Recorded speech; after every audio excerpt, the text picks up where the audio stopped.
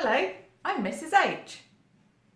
Welcome to the sew along for the Ring Sling. This is the January bag for the Bag of the Month Club 2019. If you'd like to know more about the club, you can visit our website www.bagomc.com.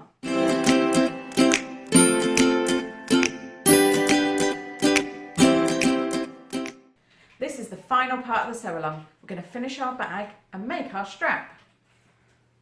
Okay, so now comes the exciting bit. We get to turn this right sides out and see what it looks like.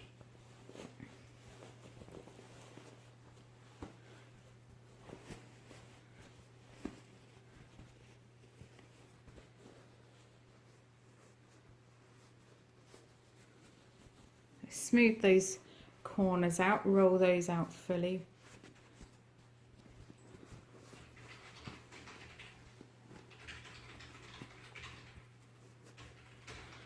And let's have a look, which is the front. That's the front. Oh, it looks so good. Oh, I'm really pleased with that. That looks great, doesn't it? Okay, so now we have your bag outer right sides out. Now this is especially good if your bag has got loads of hardware on it, or it creases really easily, your fabric does. Always have your bag outer right sides out when you're doing this next step. So now we're going to get our lining that we finished. And if you remember, I left a really stupid tiny teeny hole in my zip pocket. So I also left a turning gap in my base. So I'm just going to open that up now. And then I'm going to use this as the turning gap. And then use this one to close the gap in my lining once I've turned it right sides out. Okay. I'm just going to use my Stitch Fix seam ripper and just rip through to the back stitches. Okay. Let's take these stitches out.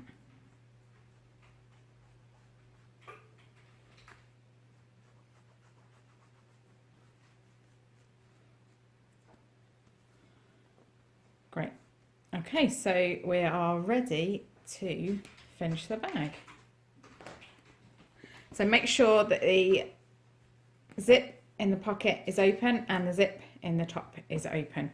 And if you've popped any pins in the seam allowances to keep them open, take those out now.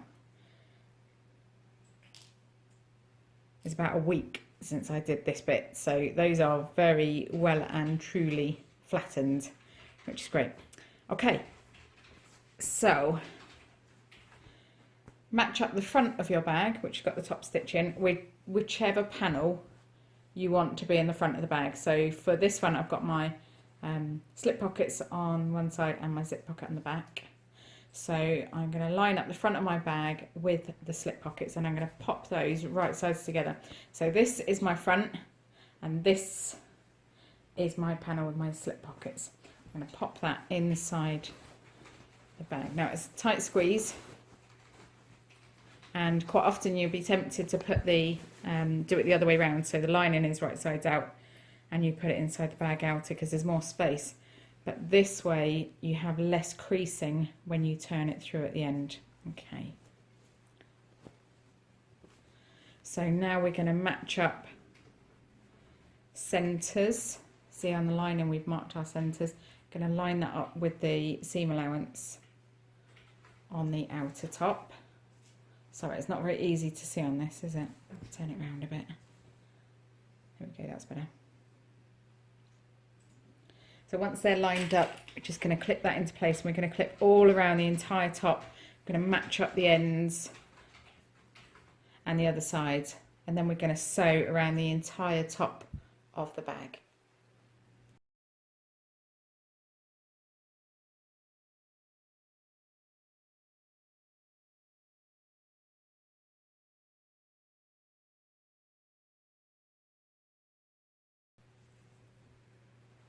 If your tabs are slightly different widths, where you've sewn the seam, then just centre those up and we can trim those later.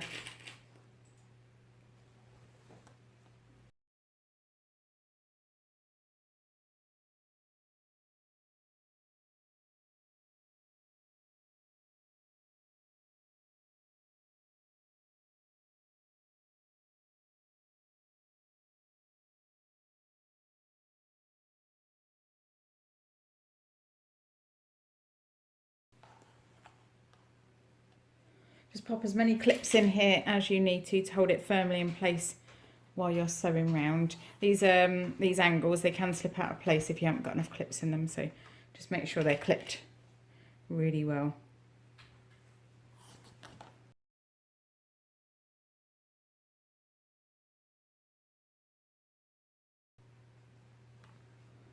Okay, so now that's all clipped, I'm going to sew it around the entire top of the bag. If you've got a free arm, then pop the bag over the free arm and stitch around like that. If you haven't got a free arm, pop your bag down on the flatbed like that, pop your foot inside and sew around like that. I'll take you over to the machine so I can show you what I'm talking about, okay?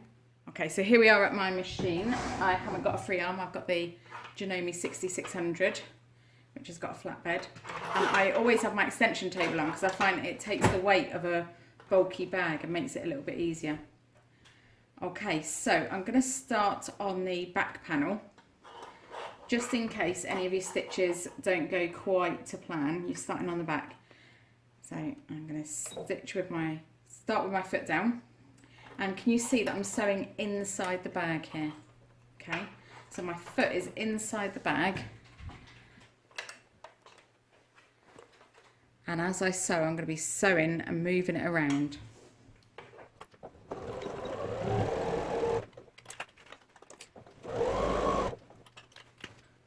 So sew it around the top, and as you need to, just stop and pivot and pull your bag out of the way until it's in the exact position and you need it to be.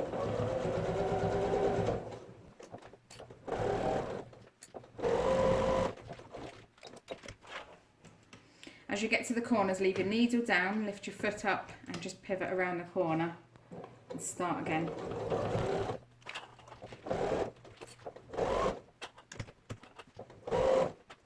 Okay, so this is where people get confused. Just pull your bag out of the way.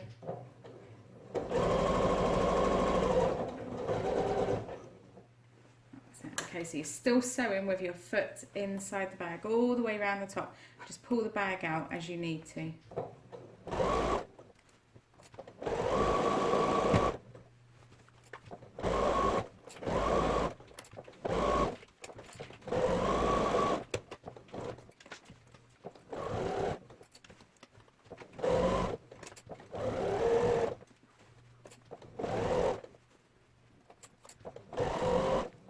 As you're manoeuvring the bag around, make sure that the part that you're sewing still remains as flat as you can get it.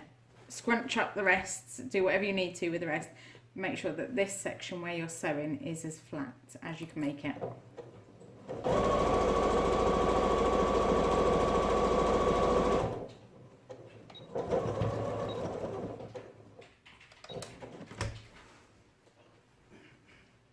So now we're going to trim the top seam before we turn it through. So on your corners, we're going to clip the bulk off of there. We're going to do a double clip on these ones. Oh, before I start that, grab yourself some fray check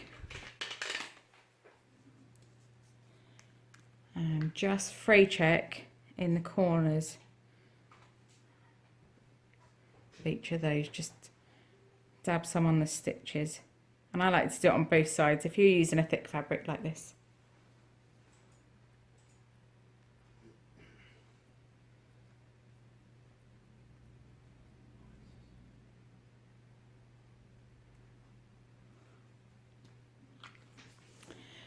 Okay, so that will just stop it when you're turning it through later and poking it through. That will just stop the stitching coming apart.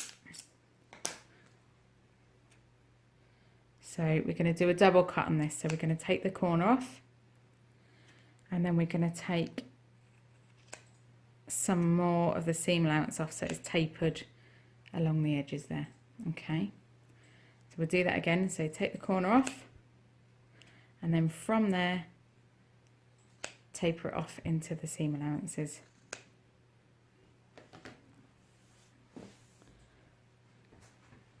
Now if your tabs didn't match, feel free to trim those up now just to reduce a little bit of the bulk in there. And then what we're going to do, we're going to go round the inside corners here, and we're going to trim those with pinking shears. If you haven't got pinking shears, you can just use regular scissors and just snip into the seam allowance like this. That will just help reduce the bulk as you turn it through. Okay, so I've trimmed the top of my bag, I've trimmed each curve, and I've trimmed the corner tabs there to reduce the bulk. I didn't trim over the where the seams meet on the front and back, because I didn't want to risk that stitching on that seam coming apart. So now we are ready to turn it through. So reach into your turning gap, which for you will probably be in your pocket, because you would have probably, I don't know, read the pattern or something, but for me it's in the bottom of my lining. Now you can use this on any pattern that you think the zip pocket is a bit too small to turn through. You can do this. So let's pretend that it's a learning opportunity instead of an error. Okay, so just pop the base out and then make sure to get these tabs out as well as you can.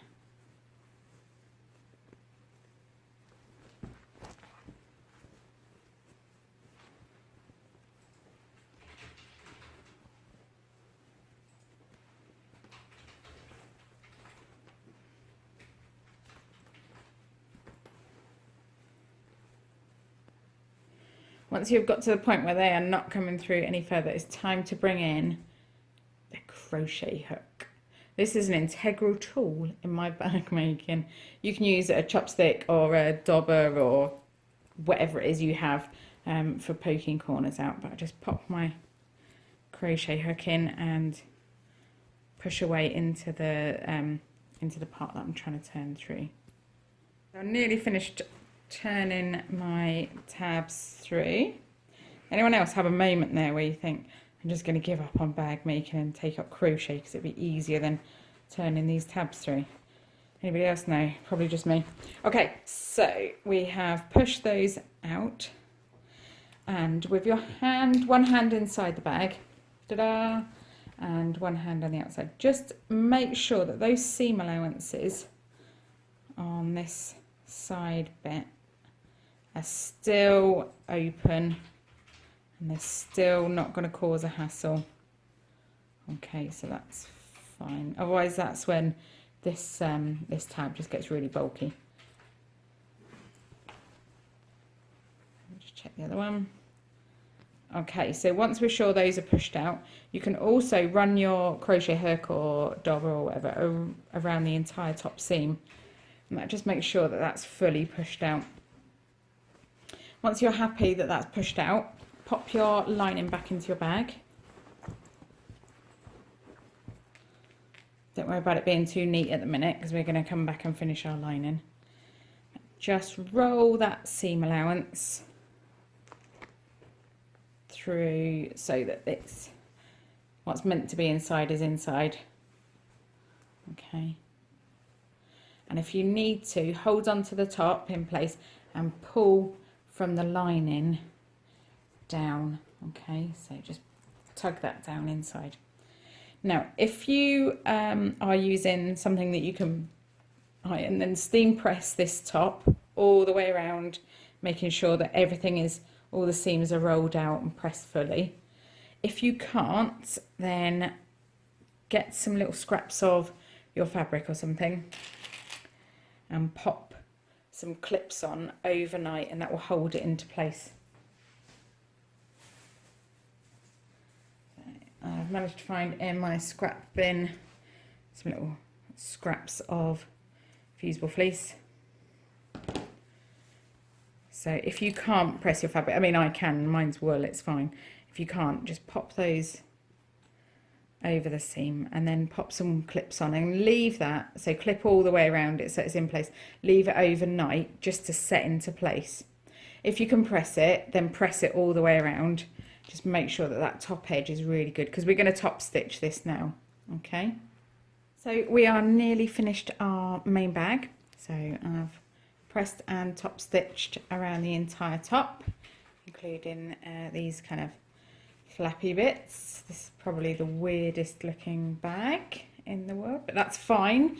As a whole, it will look great. So now, before we go any further, we need to close our turning gap, because if you don't do it now, you probably do your rings and then do your strap and then kind of forget, and then you'd be walking around with a bag with a hole in the bottom, or the bag will be sitting in your PhD pile, that's project half done, for, I don't know, what do we reckon, 6 to 9 months probably, or until the next bag of the month club comes round, and then you suddenly realise you've got this project that all you needed to do was close the turning gap. So you can obviously tell I speak from experience here. So what we're going to do is we're going to reach in, and if you left your turning gap in your pocket, then that's great. If you, like me, left your turning gap in your lining, what we're going to do is we're going to reach in through the zip pocket and down till we can pull the lining pieces out through the turning gap in our zip pocket. Bear with me, sounds a bit odd, but this is how we're going to hide our turning gap. So we'll still hide our turning gap in our zip pocket, but it means that when people come to look at your bag, they won't know, or they won't be able to realise that you also had a turning gap in the bottom of your lining as well. So pull that out through the hole in the zip pocket until you've got access to it. And then just pin those or clip those seam allowances together, matching them up.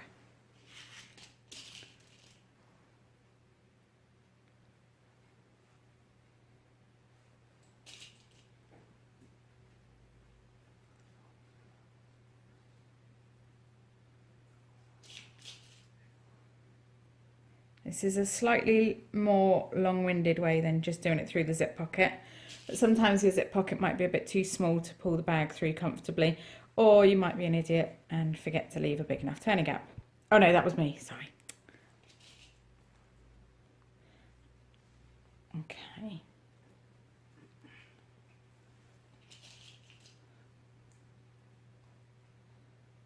So we're going to sew this from open end to open end with the regular seam allowance, and we're going to sew over the dots from where we steamed our basting stitches and pulled them out. So we're going to we'll just close that now, and then we're going to tuck it back in and close the turning gap in the zip pocket. Right, so that's closed up now. I'll close that turning gap. I'm going to open my seam allowances again just so I get a really nice finish, and I'm going to tuck that inside back through the turning gap in my pocket and push that down inside. So from the outside you can't really tell that there was a turning gap in that bottom seam at all now, but we still need to close up this zip pocket turning gap. So this is what you're going to do if you left a big enough gap in this zip pocket and you didn't have to turn it through the bottom. So pull the edges out, and where you press the seam allowances earlier or when we did the pockets, they should just fold under really nicely, and you match the edges up, and then we're going to top stitch using a 1/8 of an inch seam allowance. You can do all the way along, but I tend to do just past of where the gap starts until just after where the gap finishes, because that's going to be inside your zip pockets and no one's really going to notice that, and if they do, they shouldn't be rooting around in your bag anyway. So that's what I'm going to do next. Okay, great. So once that is stitched up and closed, you can tuck that inside the zip pocket, push out all the corners,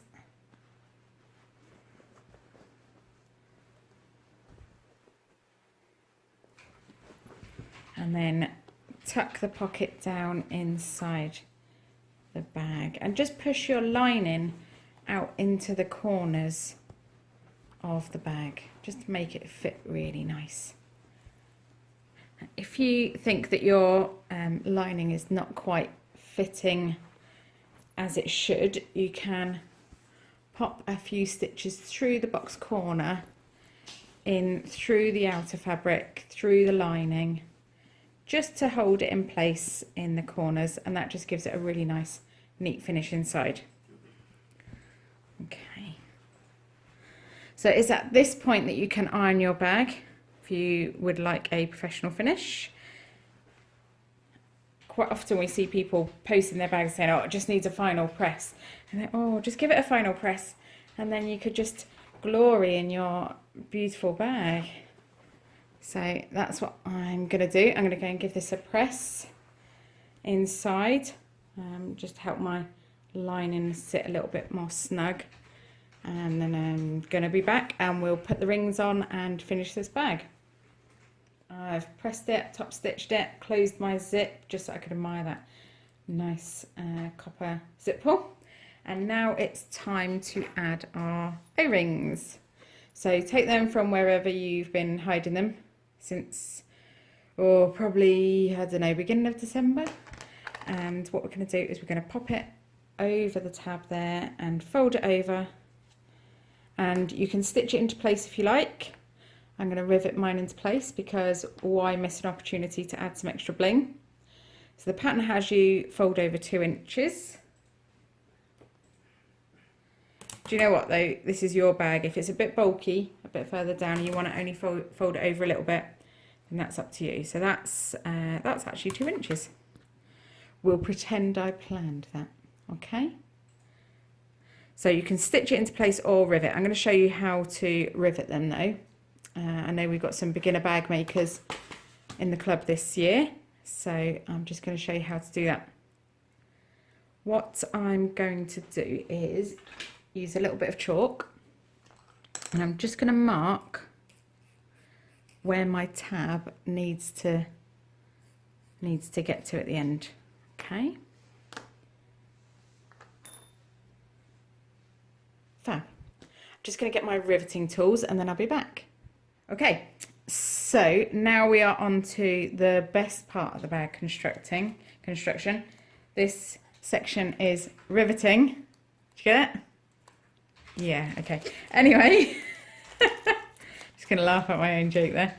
So I'll talk you through rivets. If you are an experienced bag maker and you already know about rivets, then feel free to skip this bit. I'm going to show you how to set rivets using a manual anvil. So this is the anvil and a manual setter. I've got a manual hole punch as well. You can get a handheld hole punch, which is like a, it looks a bit like a set of pliers that you just squeeze together. And you can get a rivet press, which I do have. But first I'm going to talk you through the manual tools. These tools together cost me about £10. They're very affordable, they are very portable, you can do them wherever you like. The one thing I will say though is if there is any give in your surface at all, you won't be able to set the rivet. So I'm using a really thick chopping board that I stole from my mother's kitchen. And she's probably going to watch this and find out. Sorry, Mum.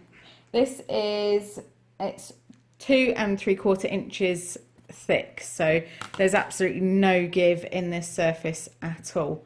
The other side is completely covered in divots like this because I take it to the bag retreat and we have a jolly old time whacking rivets and holes.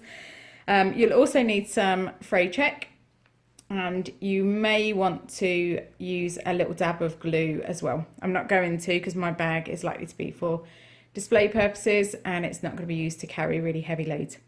So first things first, you need to decide where your first hole is going to be.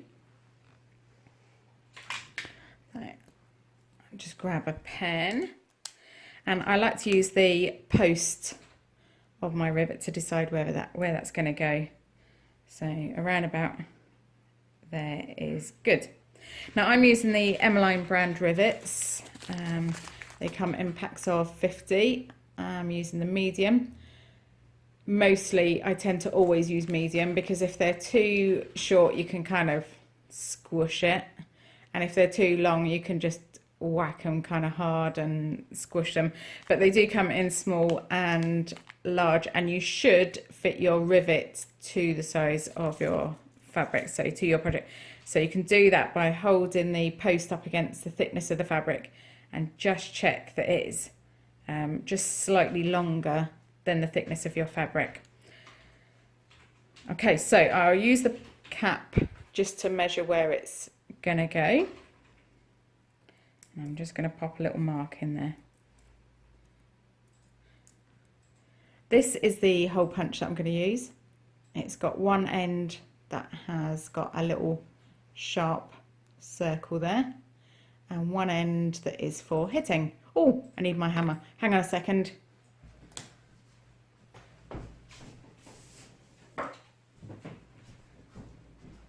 How could I forget my hammer? Right, so here is a hammer that I pinched from my dad. So, yay! Thanks, Mum. Thanks, Dad. So I've lost my little mark now. So we'll just pop it where we want it to go and pop your hole punch in place. Now hold your hole punch directly up, so it's got to be completely straight facing up, and just give it a couple of good whacks with a hammer. Okay, as you can see, I like to be sure that I've definitely gone all the way through, which is probably why the other side of this board is filled with holes. Oh, wiggle that out and pop a dab of fray check.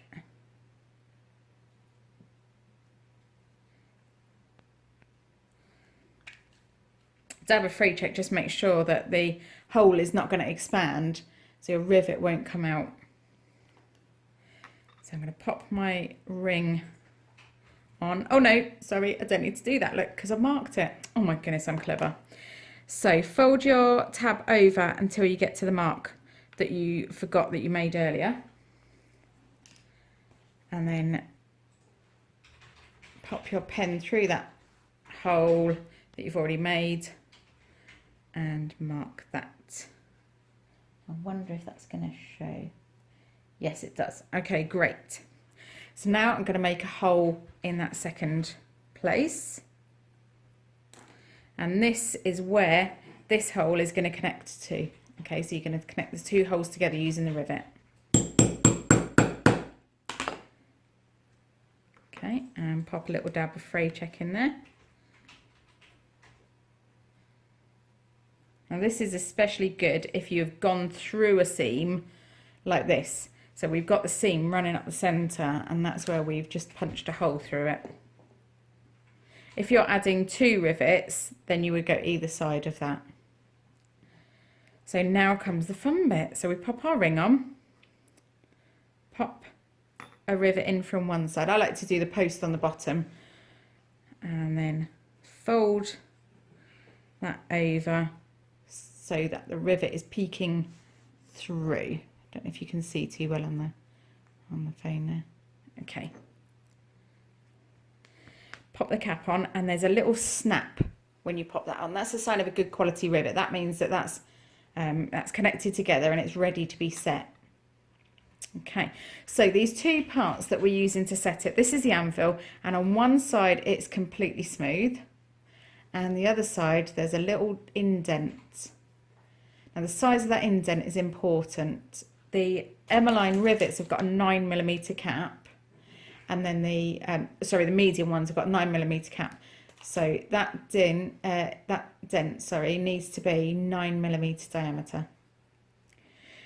On the setter, one end you've got the indentation, again 9mm, and the other end is, or it was flat before I used my hammer on it quite a few times.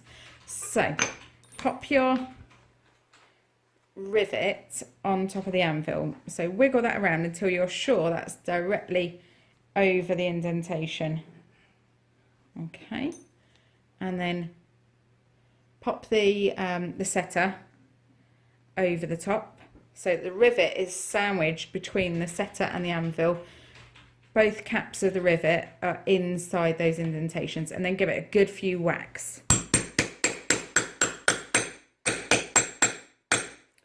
Just to be sure. Okay, so you can see it's sunk down a bit into my wool there, and just check on the other side, and if there's any sort of movement in there, if you can get your nails underneath it, that means that that hasn't set properly and you need to give it a few more whacks. Okay, so that one's fine. I'll do the I'll set up the other one to show you with the rivet press. Okay, right, let's do our straps. So I've cut this strap, and as we usually do, I folded it in half, and then open it out again and folded each edge into the center crease. So that's how you would do a normal full fold strap. Normally you would fold that over and stitch around the edge. This is slightly narrower than yours is going to be. Yours is going to be 1 inch when it's folded. But instead of doing that, so that we get the nice closed ends on the straps and you can't see any raw edges or anything, what we do is with the raw edges folded to the center, instead of folding it towards itself, you're going to fold it back on itself and match up those folded edges. Okay, so it's a sort of an M shape or a W shape. Okay, and then sew along that end there. And here's an end I sewed earlier. Ta-da! It's like magic, isn't it? So once you've sewn that end, we just need to trim the corners. As you can see, I've back stitched at each edge.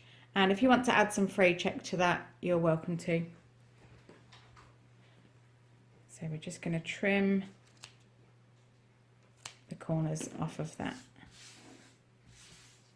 Now it's your choice if you want to trim any more bulk than that, but that's usually okay. Now what we're going to do, so we've got our raw edges here in the centre and folded edge there. So we're just going to turn that and tuck that little seam inside. So use my crochet hook again. So just encourage that seam out. And then you're going to go back over to the ironing board and give that a good press all the way along. So you need to do that on both ends, so that both ends are completely finished off. Give that a good press and then start sewing. I usually start sewing on the open edge, and I start sewing, sew along one edge all the way round to the end and back up the other edge, back to where you started, and that will give you a fully enclosed strap with no raw edges anywhere, and the ends are all nice and finished off, and you can use that to pop your hardware on to make your adjustable strap. So that's what we'll do now. I'll use my leather strap that I'm going to use. You can use your fabric strap that you've just made with this, and we'll pop the hardware on and attach it to our bags. Right, let's get started on our strap then. I've got my pre-made strap here. I've got my tri-glide buckle. I've got this one's got a right side and a wrong side to it. This one's from Emmeline Bags because it matches the copper hardware that I've used on my bag. I've got my finished bag, obviously, and I've got 2 rivets because I'm going to secure my strap using rivets. If you've made a fabric strap, then you can sew this. If you have got a strong sewing machine, you can sew on leather strapping, but for mine it's a little bit too thick, so I'm just going to rivet. This strapping is 2mm thick, which is just perfect size for these adjustable tri-glides. So I've pre-punched my holes in my strap just to make this a little bit quicker, but you can do yours as you go. So I'm going to pop my strap through from the wrong side over the bar and out the other side. So it's like that through my buckle. And then you can either stitch that or add a rivet. So I'm going to add my rivet.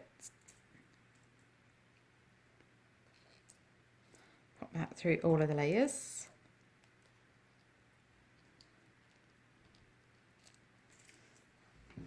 And we'll just pop that in my press to secure it.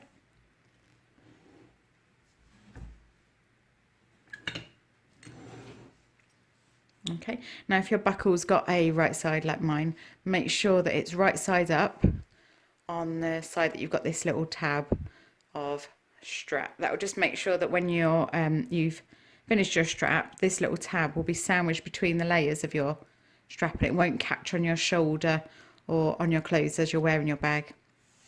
Okay, so now what we do is I've got my bag here, and this is my front. This is my front of my bag. So I'm going to pop the loose end of the strap through this ring on the right as I'm looking at the front of my bag. This is because I'm going to wear it over my on my right hip, so over my left shoulder and my right hip. So I'm going to pop it through there, and then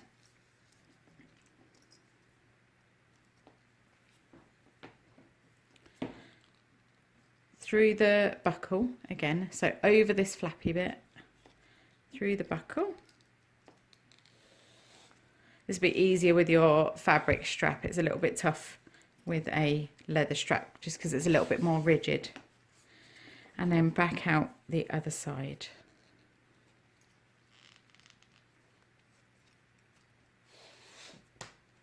Okay, now this is where you could get your strap twisted, so just make sure that that's not twisted. Okay, I'm just going to make that shorter actually, just so it'll be a little bit easier for you to see on the video.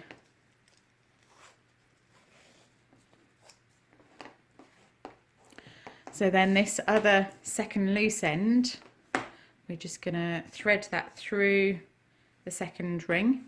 So can you see what we've done there? The adjustable side is there. That flap is sandwiched in between the layers.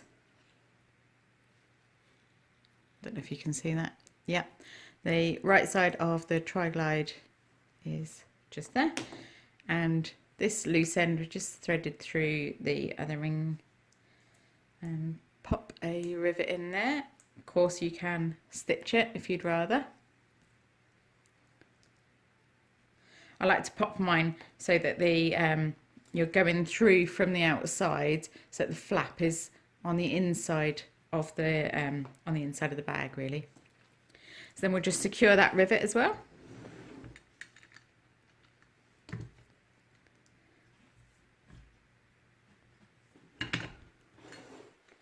Okay, and that is it.